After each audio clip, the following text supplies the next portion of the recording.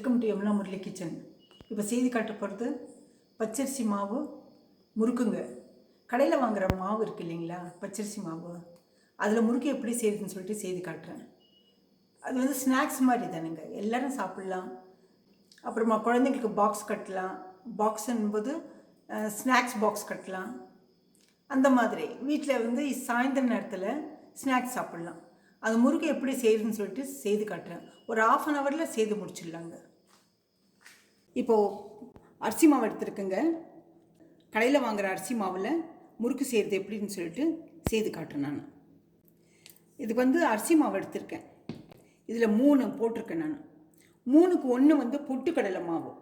பொட்டுக்கடலையை மிக்சியில் அடித்து ஜலடு பிடிச்சி எடுத்து வச்சுருக்கேன். அது ஒரு கப்பு. இது 3 போட்டாக்கா, இதில் 3 அரிசி மாவு போட்டாக்கா, இதில் ஒரு பொட்டுக்கடலை ஃபுல்லாக போட்டு அதை மிக்சியில் போட்டு பவுட்ரு பண்ணி அது ஜலடு பிடிச்சி வச்சுருக்கேன். இதை ஆட் பண்ணிடலாங்க. இது சேர்த்துடலாம். பாருங்கள், 3க்கு 1. இப்போது இதில் இப்போ சீரகம் போடுறேங்க.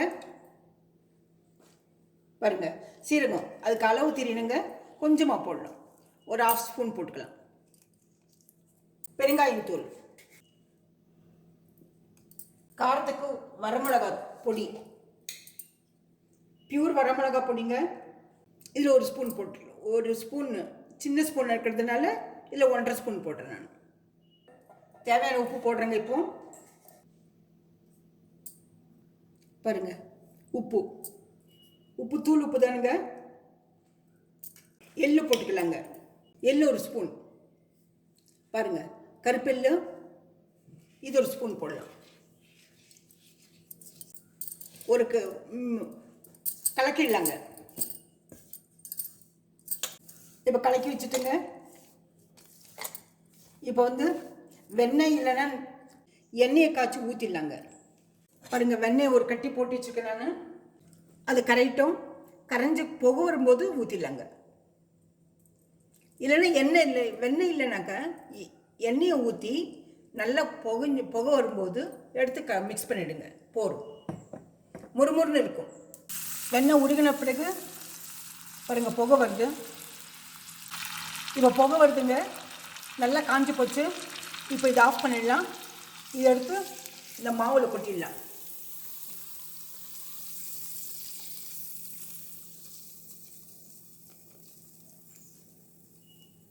கலக்கிட்டு எல்லாம் ஒரே மாதிரி ஈவனாக வருங்க. ஈவனாக இருக்கும். அப்புறம் பிசைக்கும் போது நல்லா இருக்கும். இப்போ தண்ணி ஊற்றி பிசைஞ்சிக்கலாங்க.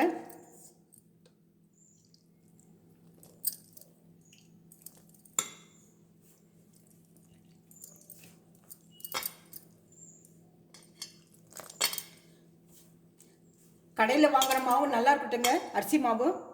இப்போ மாவு பிசைஞ்சு வச்சுருக்குங்க. பாருங்கள், இந்த அளவு கெட்டியாக இருக்கணும். பாருங்கள், சாஃப்டாக பிழியறதுக்கு வசதியாக இருந்தால் போதும். பார்த்தீங்களா? கொஞ்சம் எண்ணெய் தடவிடலாம் முறுக்கு பிடிக்கி.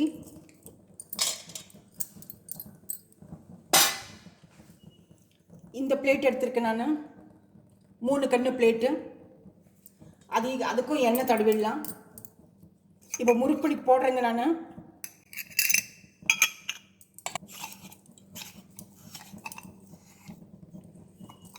இப்போ எண்ணெய் கொஞ்சம் உள்ளுக்குள்ள தடவிடலாம். இப்போ ஒரு கடாயில் எண்ணெய் ஊற்றி வச்சுருக்கேன். நான் அடுப்பில் காஞ்சிட்டு இருக்கு. இந்த முறுக்குப்பிடியில் சுற்றலாங்க. சின்ன சின்னதாக சுற்றி எந்த அளவு வேணாலும் சுற்றிக்கலாங்க.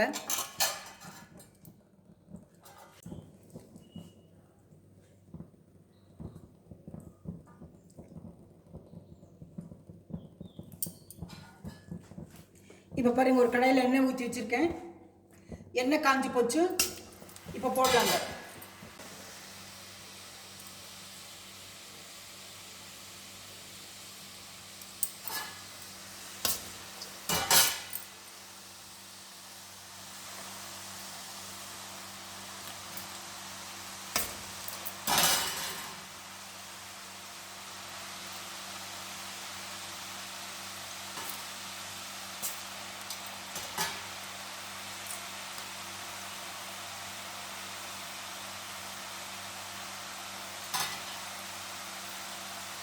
பாருங்கள், இந்த மாதிரி சுற்றி சுற்றி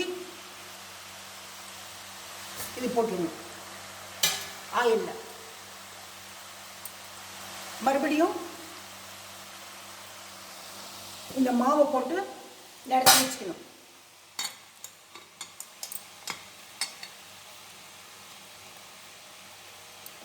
நிறச்சி இது இப்போ முறுக்கு பிடிக்க எடுத்து வச்சுக்கலாங்க.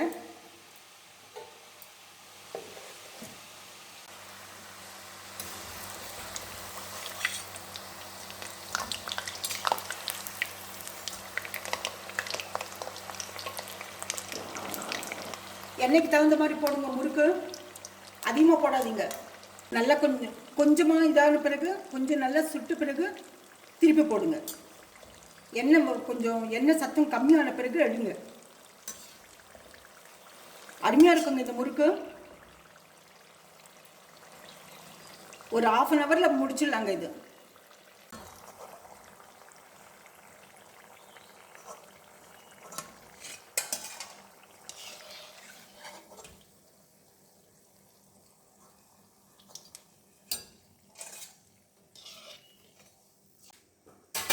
மறுபடியும் போடுறேங்க நான்.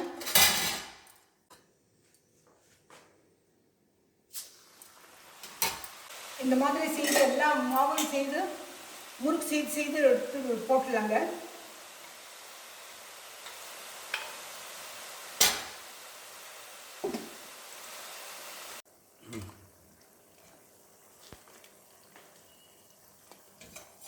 எண்ணெய் சத்தம் குறைஞ்சு போச்சுங்க.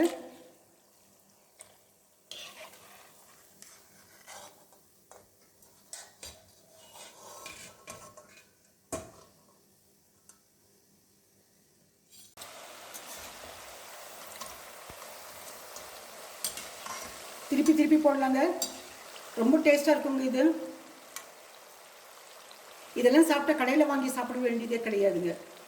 நம்மளே ஒரு 1/2 ஹவரில் செஞ்சிடலாம். கொஞ்சமாக செய்யும்போது சின்ன மாவா நான் கொஞ்சம் அதிகமாக செய்கிறேங்க. கம்மியாக செய்யும்போது நீங்கள் குறைஞ்சி செய்யும்போது கொஞ்சமாக மாவு போட்டுக்குங்க. சின்ன இதில் மெஷர் பண்ணுங்கள். ஒரு பொட்டுக்கடலை மாவு எடுத்துக்கங்க. 3 அரிசி மாவு எடுத்துக்கோங்க. பொட்டுக்கடலை மிக்சியில் போட்டு பொடி பண்ணி ஜல்லிச்சு வச்சுக்கோங்க. ஜல்லிச்சு எடுத்து வச்சுக்கணுங்க. அப்போத்துக்கு ஃப்ரெஷ்ஷாக போடலாங்க. மிக்சியில் போடுறது பொட்டுக்கடலை போடுறது பெரிய விஷயமே கிடையாது. 3க்கு 1 3 அரிசி மாவு, ஒரு பொட்டுக்கடலை. பொட்டுக்கடலை தான் மெஷர் பண்ணுங்க, பவுடர் மெஷர் பண்ணக்கூடாது.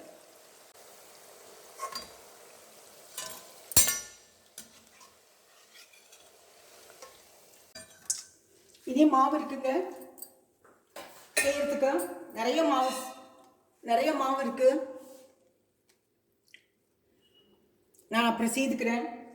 வெண்ணெயை காய்ச்சி அது கொஞ்சம் தண்ணி மாதிரி கரைஞ்ச பிறகு வெண்ணெய் அது புகை வரும்போது எடுத்து ஊற்றிடலாங்க மாவில். பாருங்கள், இது நல்லா கிறிஸ்பியாக இருக்குங்க. இது முறுக்கு நீங்கள் எந்த ஷேப்பில் வேணாலும் செஞ்சுக்குங்க. பாருங்கள், பார்த்தீங்களா? இந்த மாதிரி கிறிஸ்பியாக இருக்கும்.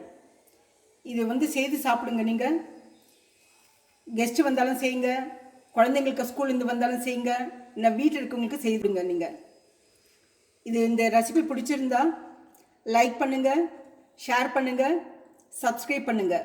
மறக்காமல் பெல் பட்டன் ப்ரெஸ் பண்ணுங்கள். அடுத்த ரெசிபியில் பார்க்கலாம்.